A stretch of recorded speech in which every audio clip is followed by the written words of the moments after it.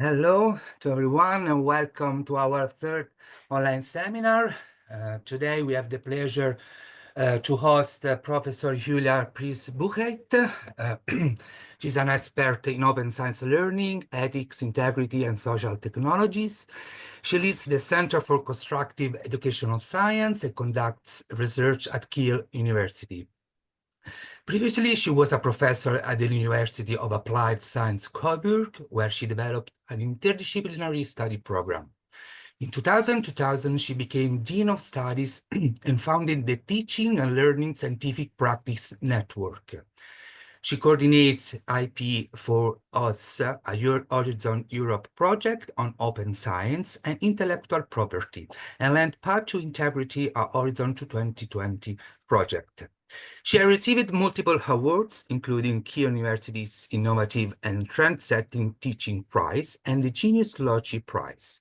Her open source digital learning settings have won the We for School and Europe versus Virus hackathons. So thank you very much for having accepted our invitation. And so the stage is yours. Yeah, thank you very much for this nice introduction and very long introduction. I'm very happy that I can be with you. So today I am actually in Spain, in Sevilla, because right now there is the EOS Winter School, but there was room for for your reproducibility meeting. So originally I do come from Germany, born in the south, but I do live in the north. And as you mentioned, so my main field is teaching and learning open science. And with that, of course, comes the topic reproducibility. So I prepared some slides, but also some tasks so that we can work together more or less on the topic, because I do think that makes more sense than me talking to you for 1 hour. But just for me to get a feeling who is in the room, I can see your names, yeah, but I do, and I'm just guessing that you're all more or less experts on reproducibility because you are in this network. So maybe we just use the chat and you just telling me like what stage of career you're in, if you're a student, a PhD student, professor, or like some information. And what interests you about reproducibility. And then I just will, while you write, I will read it a bit so that I can get a feeling where we're going together. Okay? Okay, so meanwhile, I will share my screen. Let me see. And yes, because I am in Seville, I only have one screen. Yeah, so some things will take a while today. Let's see.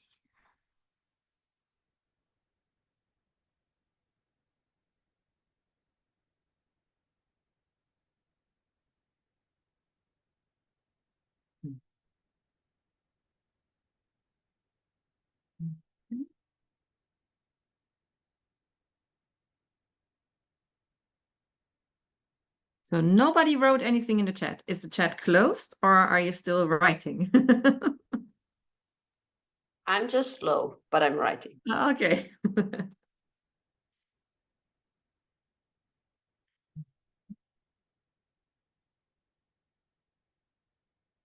So I will wait until the first few come in.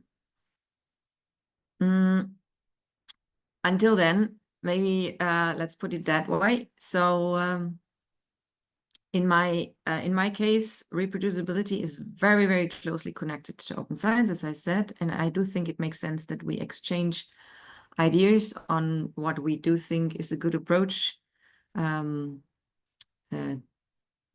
more reproducibility or to use more open science practices. So what I actually prepared for today is an exercise which was developed in a project which is called iRise. It's a running European project right now. And it is an exercise where we can get together and see how we argue in favor of reproducibility. Because I always have the feeling that we are quite in a bubble, yeah. And as long as we are in the bubble, everything is good, yeah. However, the challenge is more or less when we go outside the bubble and meet other researchers, academics, or even people, that we then have the right words and the best statements to also convince them. Okay, so the first ones are coming in. So hello, Marco. You are a PhD student, second year, and no practical experience in reproducibility. Okay, this is good to know.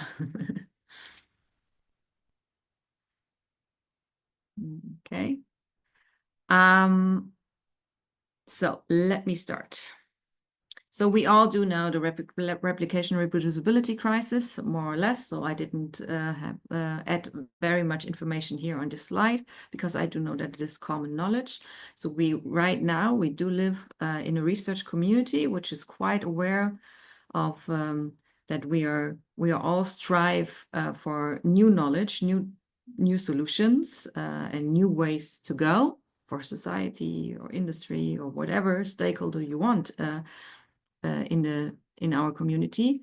However, we are not as effective and efficient as we want to be, because when we do have some studies which show very clearly, that some of the results we produce in different research disciplines, they are only one-time results, so they cannot be repeated. There are different variations why they cannot be repeated.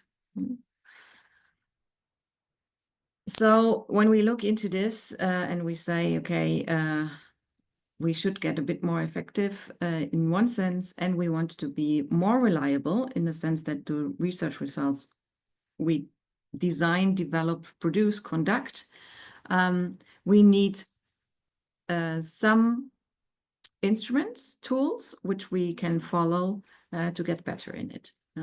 And there are many, many different ones. I think as soon as you just hit Google with tools to raise reproducibility, you will get a lot of answers.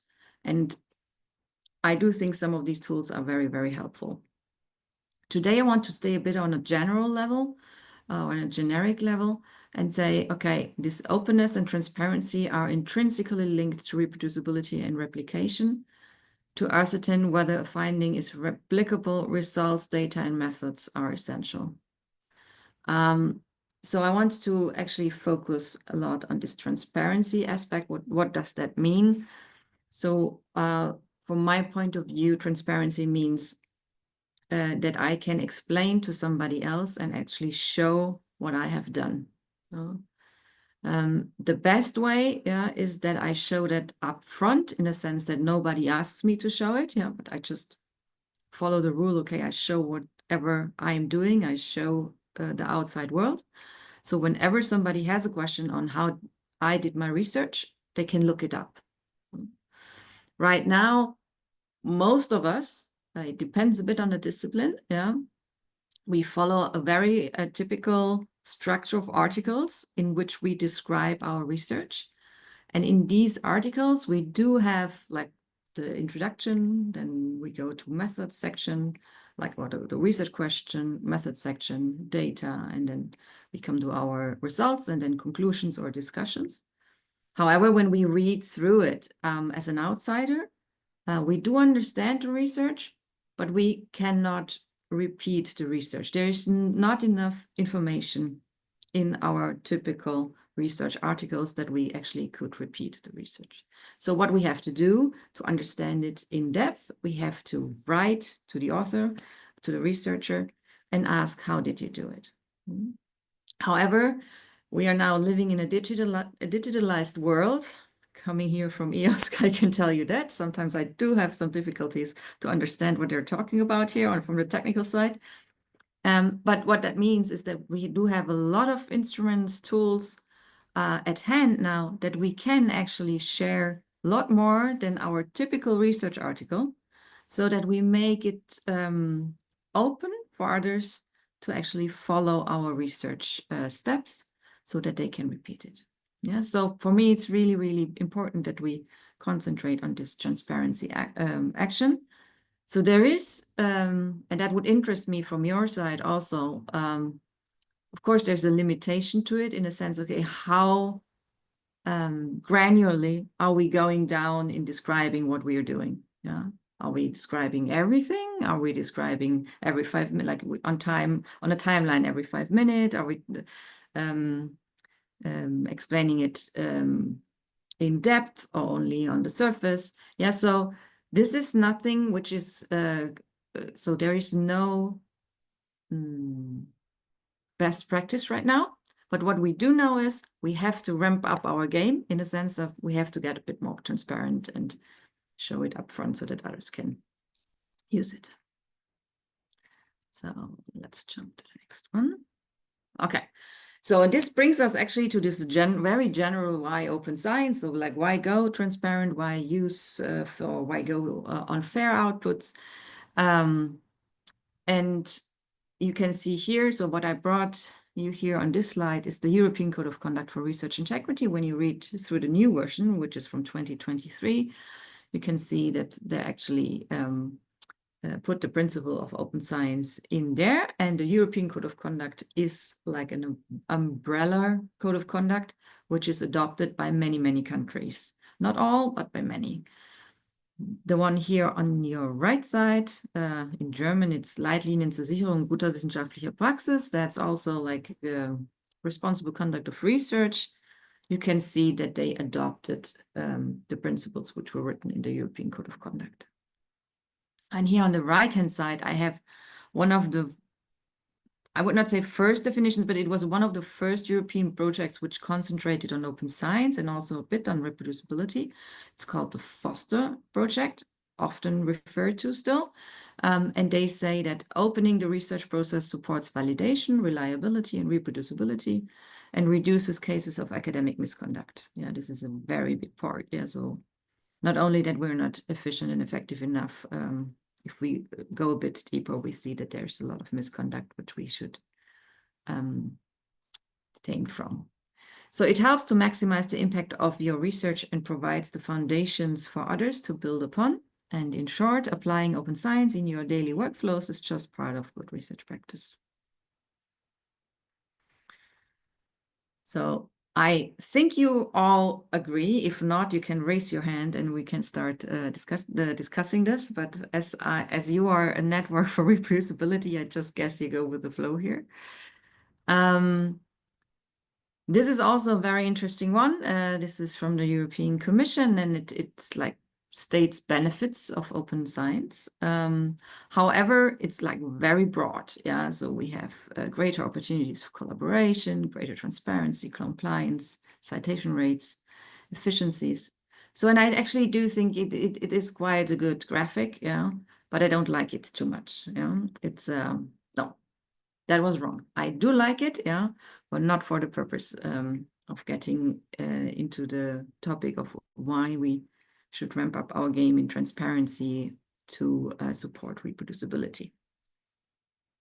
So what I want us to do is, if that is okay with you, I have to change here. I prepared actually something. I can put that in the chat. Right. Here. And if you're following me down here, so I think I have to switch then again. Yeah. Let me see if I can do that.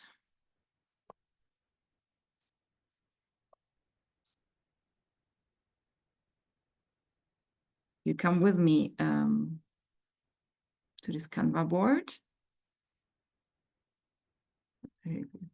Let me see if it works. Normally you only have to, no? Is it closed? Wait. Actually, it is open, I think. So I just see that you're nodding your head. So you're not able to. It is leading me to some redirection. Okay, wait, let me just copy this link again into the chat. Wait, here. Just try that one because I shortened it. Need to click on something else and I'm not. Something else in. Oh yeah, now I can see. So so what we have here, it's a PhD thesis, like one graphic from the PhD thesis of Ronnie Rövert. He wrote it 2 years ago, I think 2 years ago, or he published it 2 years ago. And I really love that because here in the middle, we do have motives for open science practices. Yeah, so it's a bit more than the European Commission graphic. Yeah, because he goes a bit more into depth, and he selected these different motives by going through interviews with people who are actually using open science tools or practices. So we do have here on the right-hand side the benefits for science, yeah, which are reuse, efficiency, transparency, interdisciplinarity, replication and reproduction, and quality assurance. Yeah, we do have here benefits for society in the green part, which is global accessibility, public interest, opening up to society. And this one, and I think this is really interesting also, is the benefits for the researchers. Like, why? Okay, it's good that we do a lot for society, and it's good that we do a lot for science, yeah. But okay, what about us? And here we do have to be a pioneer in your community, impact and meaning of our research, recognition, profiling, and citation advantage. So if you do like, yeah, I know, because I think it's recorded, yeah, so maybe you do not want to, and I do understand. Actually, I didn't think about this before, but you could go here to these elements, yeah, I just show you here, element. You get the sticky note, and then it goes here, and you just move it to the part where you would say, okay, this is the motive I am following. I don't think that we will see your name because you're all anonymously in there, yeah. So don't be afraid about that. I'm going to remove mine.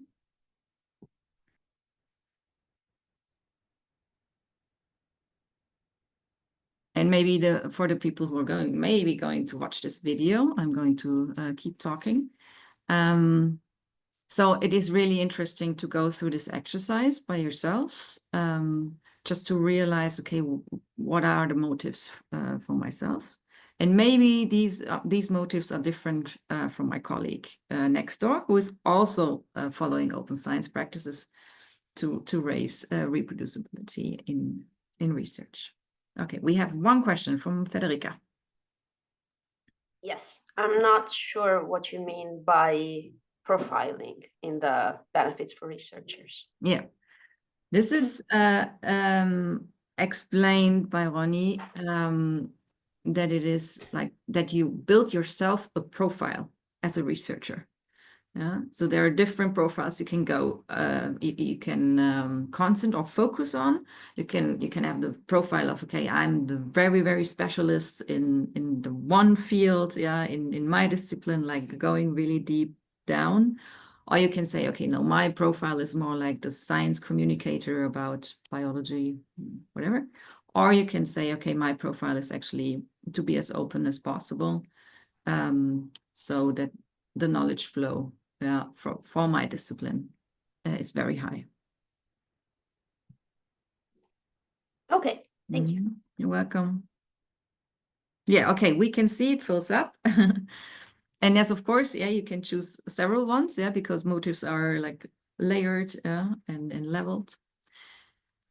And actually, I did guess that with your group, yeah, because you like voluntary in the reproducibility networks. So we have a high rate here of the benefits for science and research, yeah. I think this is a really nice picture. We should keep that later on, you know, or I send it to you, so that you have it. And also the benefits for society in the global accessibility is quite high in your case. Okay. Let's see. Okay, we have more or less same numbers on transparency, replication and reproduction, yeah, which is the topic of your group, and also quality assurance. So these are the benefits for science, most rated. And then we have the benefits for society, global accessibility with 4, which is the highest number now. And then benefits for yourself, like as researchers, impact. And yes, impact is the one with 3 meanings. Yeah. Okay. So I really do like that picture. Yeah, I think we should just make a snapshot. I can send it later to you. Yeah. As I said, what is important for us as a community who are trying to raise the possibility of replicability or reproducibility in the research community, it is important to know why people follow open science practices or transparency. So always keep that a bit in mind, and then it is easier to talk to people or engage people into the topic. Okay, I will switch back if that is okay with you. So we leave that, we go back to my slides. Let's see here. Something today. Okay. And you see now that my slides actually changed because now we are jumping into the exercise of IRISE. Yeah, I do have a lot of hats, but I wanted to be quite clear on that. So this is an exercise which was developed in the IRISE consortium. I am helping with the training. So it is a short exercise, which I want actually to do with you together, in which we can check or learn a bit more about how to argue in favor of reproducibility. Yeah? So, and to do that, I think, I do not know, because maybe 2 or 3 of you want to engage with me about this. So it would be really interesting for me to hear from the Italian reproducibility network what fascinates you about reproducibility, like what is maybe your catch, and also what is your current challenge with reproducibility. So does anyone wants to go on that?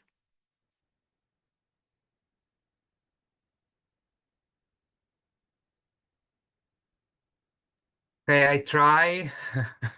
Okay. Julia. Yes. So I'm not an interactive man at all, but I try to do it.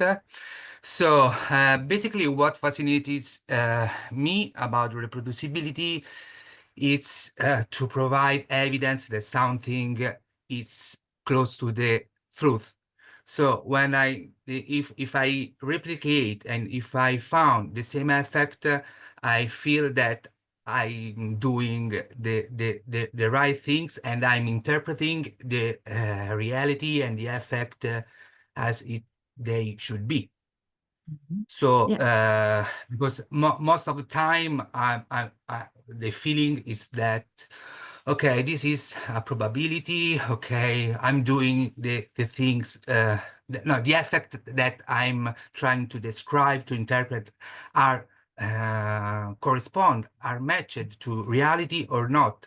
So but the other side of the coin, it's also true that at least in my research pathway, I have not so much resources and possibilities to do by myself a study and reproduce the effect of other people, because I have to think to my career, to indexes, to something that is new, to publish.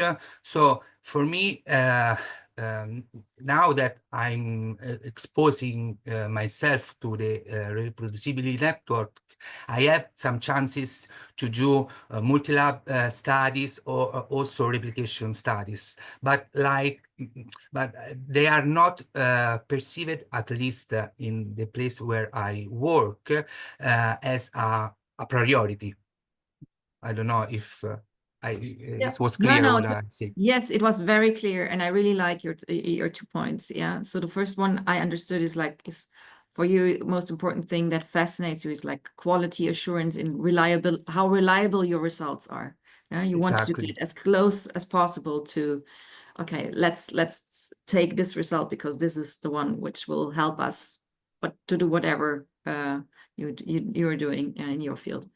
And the second one is, and I think this is a very common thing, that almost nobody wants to pay for replication studies. Yeah, so it is like it's a theoretical, more or less a theoretical construct, yeah, which we can argue in favor of, yeah.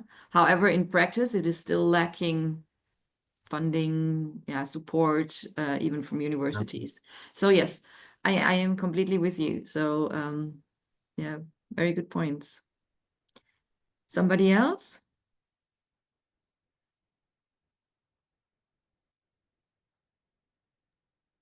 I think I agree with what Gabriele said, but I also think from a more feel somehow a much narrower scope. But in a way, it's probably the idea of efficiency. I'm often frustrated because there is a proliferation of so many tools, instruments, questionnaires to measure basically the same constructs. And each tool or instrument has been used maybe a handful of times, and every group makes their own. I know this is not completely an issue of reproducibility, but I think that it would help a lot if it would help to solve this issue as well, which I know frustrates me just because there are too many choices and I don't like it. I just want one good way to do that thing. And I think that if our research, the processes by which those instruments were designed, their application were more transparent, more easy to replicate, I think this could help a lot. I think it would help because people would understand better what the tool is for, and they would be able to tell if it's for them or if they actually really need to make a different one. It would help them to trust the tool more because they would know how it works and why it works that way. And so I think it could also simplify things. Yeah, this is a really good point. Yeah, so Gabriele was more on the result side, like the research result, the reliable result, and you are now on the reliable method side. Yeah, which I completely agree with. Yeah, so as you say, yeah, there is this habit of researchers that every researcher develops their own method. Yeah, like in tools, questionnaires. You know, like not and then it's it's not resourceful. It's not a resourceful habit we have, yeah, because why are we doing it? I follow you there. And oftentimes, also, yeah, when you go and try to figure out if one existing method is useful for the research you need to do, it's really hard to evaluate that, to assess exactly if it's reliable, what it does, how it does it. Yeah. And I am completely with you, because the fact is we're using it not like too less to get the information out if it is the best instrument to be used. Yeah. So yeah. So there are a lot of different points. So we already see here, yeah. when we ask now other people, yeah, they would say similar. I would say similar things, yeah. However, everybody has a bit of a own perspective on it. Which is, I think, in the realm, yeah, of this open science practices, transparency and reproducibility, totally okay. It's not only one problem we have to, it is one theme, yeah, but it's not one challenge or one problem. Yeah, it appears at different stages. Also the challenges. However, I go with Gabriele that the main challenge from a macro perspective is actually the funding scheme. Yeah, so let's see. Okay, So normally I would split you in half, but because we are in a room and it's recorded, I just realized, well, I cannot split you in half. Yeah, so we all stay in the room. But maybe you help me because I cannot see. Oh, we are now 13 people. Yeah. So let me check that. I can see you all. I can see your names. Okay. So I will just add you now into two groups, yeah, just like by using using 1, 2, 1, 2. Yeah, so Gabriele goes in 1. I'm sorry, I do not know your name, but Italian Reproducibility Network goes into 2. Federica goes into 1. Marco goes into 2. Rosanna goes into 1. Sonia goes into 2. Alexander goes into 1. Mariangela goes into 2, Ricardo goes into 1, Francesco goes into 2, and Rui goes into 1. Yeah. So you just remember your number. Yeah. If you forget, it's not that. So what we have now is we have two different materials about the term reproducibility. Yeah. So we will watch a video from John Ioannidis from Stanford. It's a very short video, yeah. We will watch it 2 times, yeah. So don't stress yourself out. And he explains I actually asked him the question, okay, what do you understand when you hear the term reproducibility? And then he starts explaining. So I want the group 1, yeah, all with a 1, to take notes what he's saying, yeah, in a sense of, okay, the main points of John Ioannidis, yeah, about reproducibilities are, yeah, you put that down. And after the video, we are going to have a look at a glossary, which was developed in the IRISE project. And in this glossary, also the term reproducibility is explained. And then I want the group 2, yeah, to go through it and make your main points. Okay, very easy. So I will start the video. Oh, I have to stop sharing and do it again. Wait.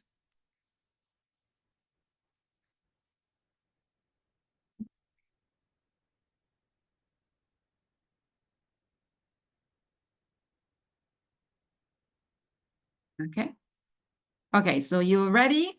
This is group 1. Yeah, and group 2, you can, of course, you listen. Yeah, but group 1, yeah, it's your task. Okay. Question. What do you mean when you use the term reproducibility? So what is behind reproducibility for you? Reproducibility means lots of different things, but there's 3 major components: reproducibility of methods, of results, and of inferences. Reproducibility of methods is the ability to make the methods work. If you try to read what was done in a scientific paper, in a project, can you do that again? Can you understand what was put in place, what process, what materials, what statistical tools, what code, or what algorithm was utilized, and how the analysis was done? Reproducibility of results is about doing another study, 1, 2, 3, 5, 100 other studies that are similar, if not same, as the original one, and seeing whether the results are congruent, compatible, consistent, they agree or disagree with the original study. Reproducibility of inferences is what do you make of the results of several studies, and what is your final conclusion? You have experts or non-experts, but even experts may not agree on how they read and what they conclude by reading a body of evidence. And it's very frequent that guidelines or recommendations from knowledgeable people would not reach the same conclusion. So these 3 levels, I think, integrate much of the spectrum of reproducibility. Okay. I think we can watch it one more. Do you want to watch it one more time? Yeah. It's very short, so we can do it. I think we can do it. Yeah. Okay, let's watch it one more time. Question. What do you mean when you use the term reproducibility? So what is behind reproducibility for you? Reproducibility means lots of different things, but there's three major components: reproducibility of methods, of results, and of inferences. Reproducibility of methods is the ability to make the methods work. If you try to read what was done in a scientific paper, in a project, can you do that again? Can you understand what was put in place, what process, what materials, what statistical tools, what code, or what algorithm was utilized, and how the analysis was done? Reproducibility of results is about doing another study, 1, 2, 3, 5, 100 other studies that are similar, if not same, as the original one, and seeing whether the results are congruent, compatible, consistent, they agree or disagree with the original study. Reproducibility of inferences is what do you make of the results of several studies, and what is your final conclusion? You have experts or non-experts, but even experts may not agree on how they read and what they conclude by reading a body of evidence. And it's very frequent that guidelines or recommendations from knowledgeable people would not reach the same conclusion. So these three levels, I think, integrate much of the spectrum of reproducibility. Okay. So this was the task for group 1, yeah, and group 2 listened. Now we change, yeah, we go to group 2. We go back to my slides.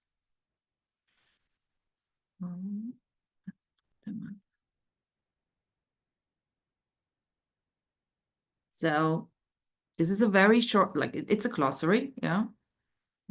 It's the beginning of the glossary. So I will send out the PowerPoint to you later on, because you can click here on the glossary, yeah. And then you see the whole thing. So this is only like the shortcut. Okay, what I want you to do, group 2 and 1 follows, yeah.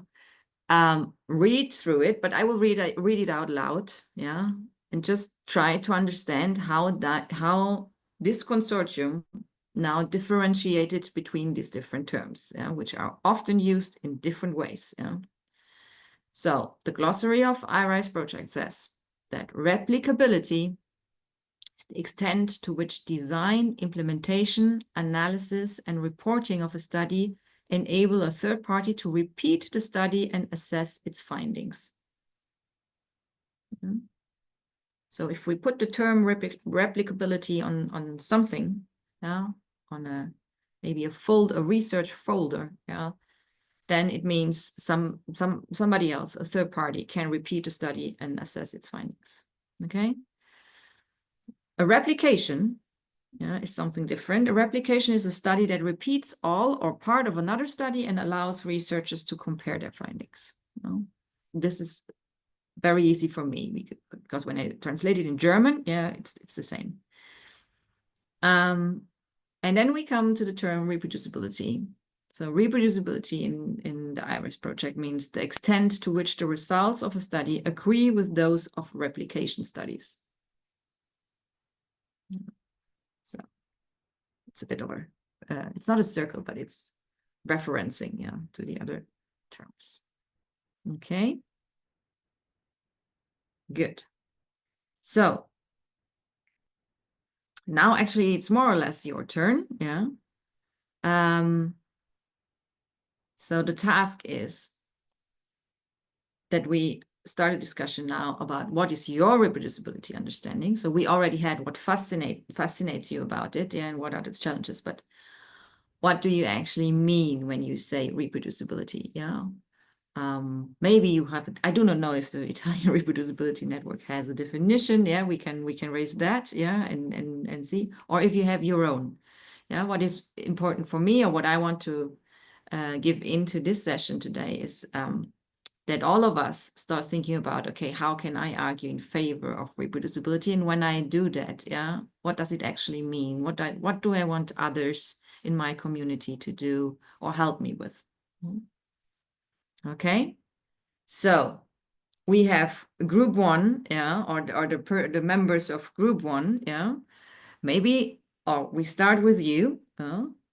And we start with one of you who volunteers and just tells all of us if he or she is following one of John's descriptions. Who wants to go?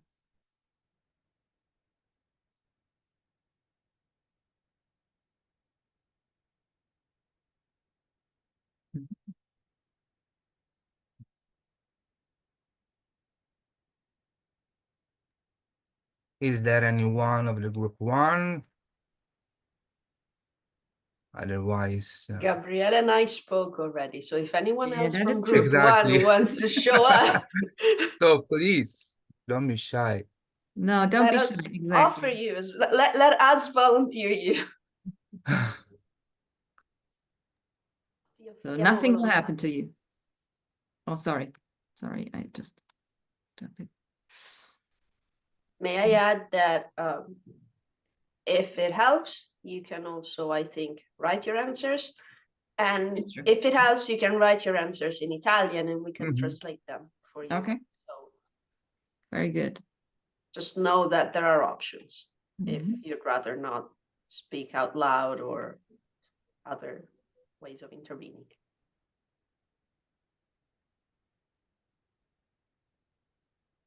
And if we say that you will receive a voucher for buying online book,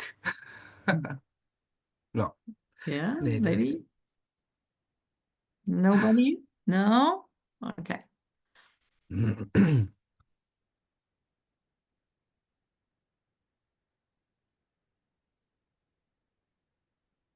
Okay, so I do not know which disciplines you are all coming from. Yeah. What I realized over time is that it very much depends on which discipline you come from, what you favor, in a sense, or what you, where you put your focus on. So, Well, yeah. sorry. No, Gabriele, you go. Okay, first I came from cognitive neuroscience field. And about this speech, I think that I'm more focused on the methods and results. And so I'm trying to change how I communicate the methods. So I just do pre-registration or a register report, and I put everything online from materials to I try to specify all the aspect of recruitment, participants, and the design, the procedure, parameters, and also the results. So what I'm trying to do to meet reproducibility is to declare previous of data collection what is the plan of the analysis, and then I will do the analysis and also the exploratory ones, because also maybe something change in my mind respect to the registration. So there is also a space for do new analysis. However, what fascinated me about the speech was the inference part, actually, that I never thought about that, and that I found very interesting. Yes, so to share the interpretation between different levels of skills of people coming from different expertise, and try to do a integration that could provide the clearest yes, interpretation of the effects of the results. Yeah. So Yeah, I think Yeah, that's Yes, a very interesting point with the like with the last one, no, with the statistical approach, because here we do have actually the question. Okay, that's what we often do. Yeah, we often, like in quantitative disciplines. Yeah, we look around, and if we do have studies on the topic we want to get more knowledge on or find solutions, we collect these studies. Yeah, and then we statistically combine them. So it is actually first of all an interesting approach to go. And the question is, okay, when do we say, okay, but it seems that there is a mistake in the like it's not measuring the same because it deviates so much, yeah, to okay, but these are the differences, yeah, in this subject, yeah, and we have to find somehow like the common ground. So I really do think this is also a very, very interesting point John is raising here, and we are still in process, in a sense of we are doing it, yeah, but we are still in process of getting the quality criteria in. Okay, how are we handling it in the process? Okay. Somebody else? There is something in the chat from Rossano Cano. Okay, let me see. Wait, I have to open it. She says, I have no practical experience since I'm at the first year of my PhD, but I can say what I understood. Reproducibility can be divided into three main components: methods, results, and inferences. Reproducibility of methods refers to the ability to replicate the process described in a study, including the materials, statistical tools, codes, or algorithms used. Reproducibility of results involve conducting similar or identical studies to assess whether the outcomes are consistent and aligned with the original findings. And reproducibility of inferences addresses the interpretation of results across multiple studies and the conclusions drawn, which can differ even among experts, leading to varying recommendations despite the same evidence base. Yeah, very, very nice summary. Yeah, exactly. That's what he said. And often, but this is just a guess, because I think it always depends like with which people you are communicating. But often in my context, reproducibility is used as reproducibility of results, actually. Yeah, so that people try to reproduce the results. Yeah. But as we can see, and I think it makes sense to make these differentiations. If we should use these words, I do not know. Yeah, all of us do not know, but we should have these differentiations in our head that we can check when somebody else says, okay, we should raise reproducibility. What does that mean? Yeah, like what does that mean for you in a specific case? Okay, thank you very much. Okay, let's jump to the glossary, like to the second group, which is a very different approach, I would say. So, would you use any of these terms in the way they are described in the IRIS glossary? Is that something you can align with, or would you say no?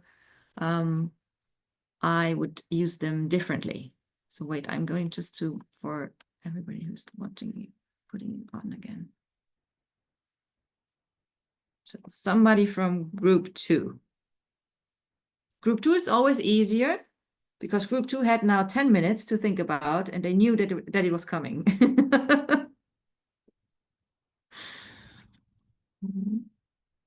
Is there anybody who wants to join the conversation?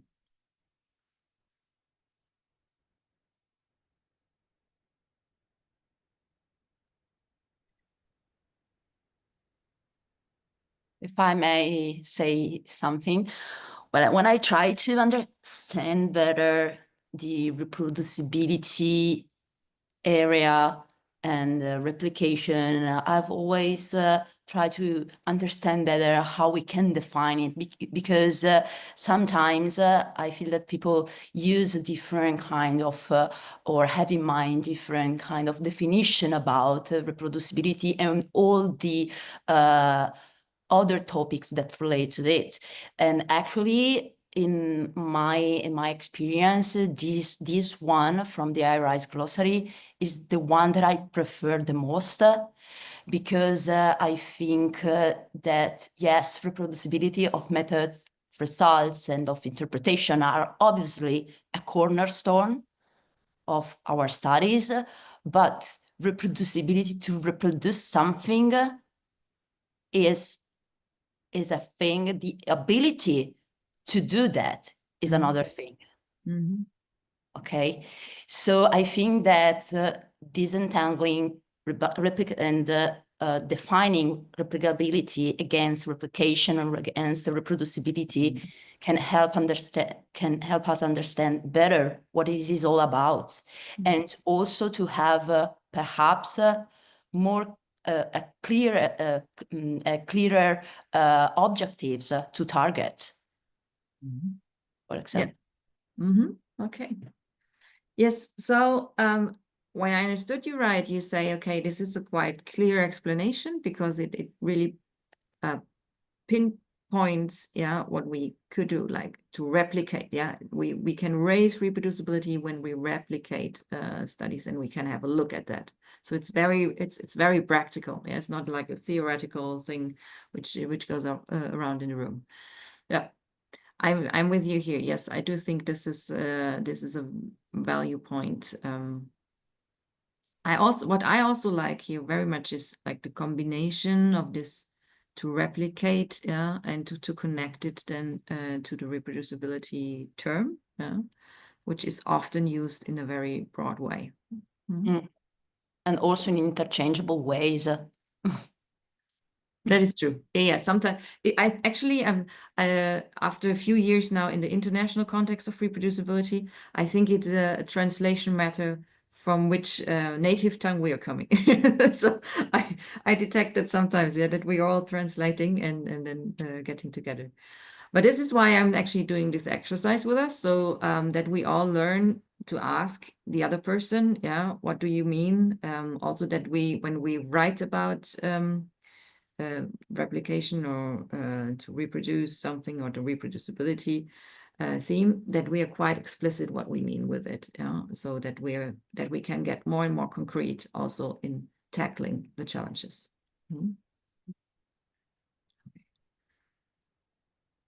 Is there somebody else who wants to jump in from group 2?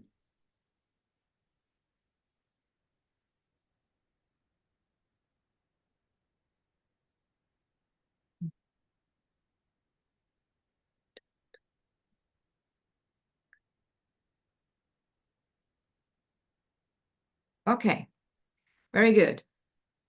So we leave it in here. And I just have to check the time because I do not have it, but I'm just guessing it's like 5 minutes left. Is it? 2 minutes left. Okay, 2 minutes left. Okay, maybe then I wrap up. Yeah. Okay. So what we did today is we started in a very general place, yeah, with the replication and reproducibility crisis, which I think is known to us all. And then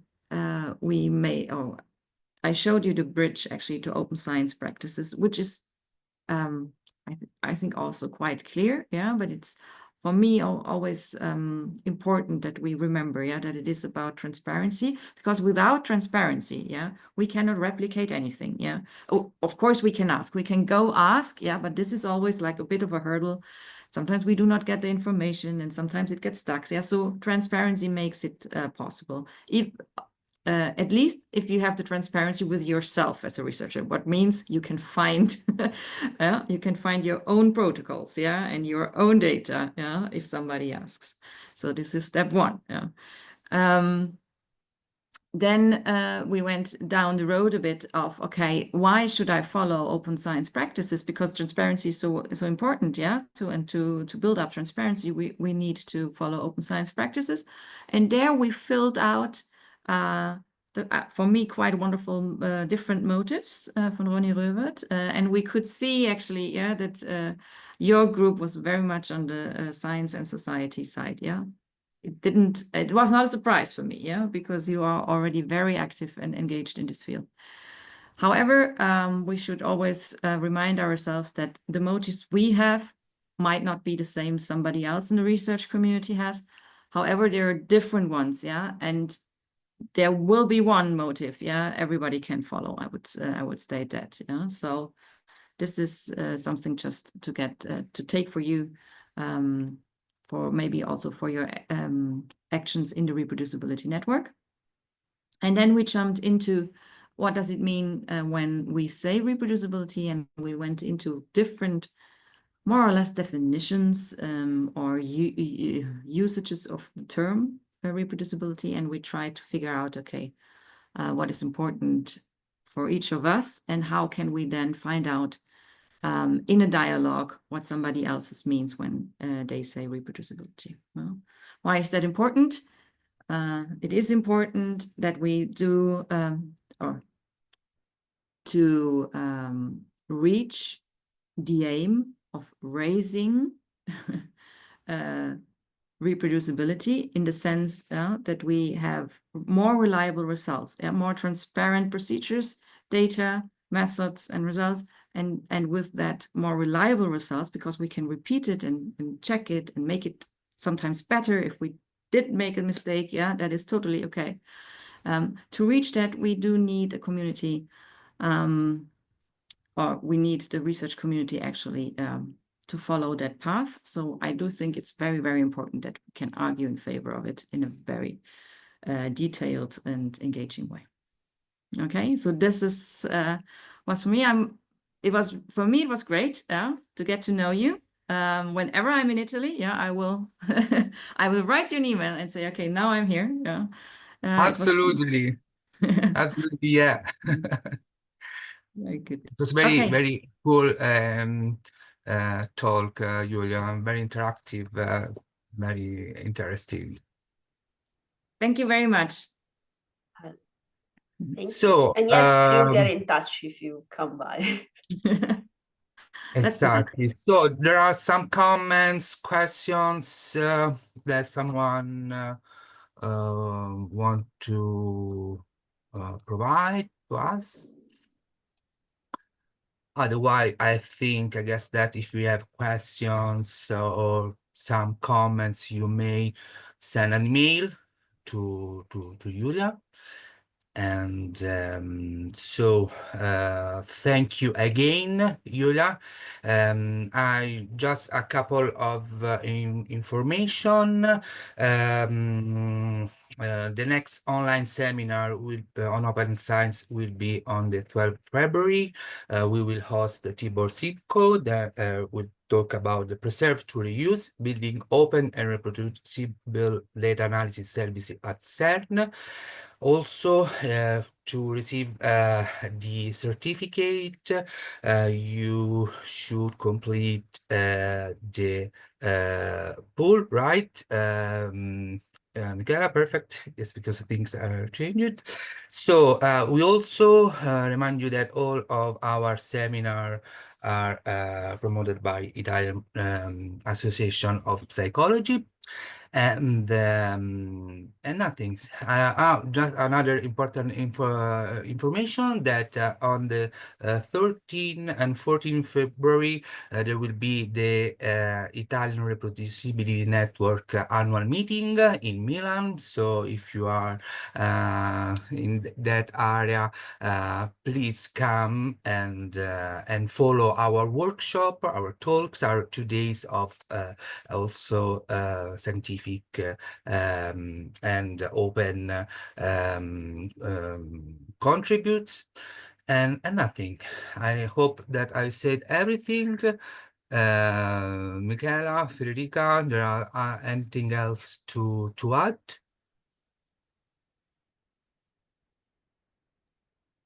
Okay, yeah, sorry, it took me a while, but someone said it was just a technical detail. So is the poll open? Okay. Does everybody see the poll where they need to insert an email for the certificate of attendance? You should be able to see it now. Okay. Yes, I do see people answering, so I guess you are accessing it.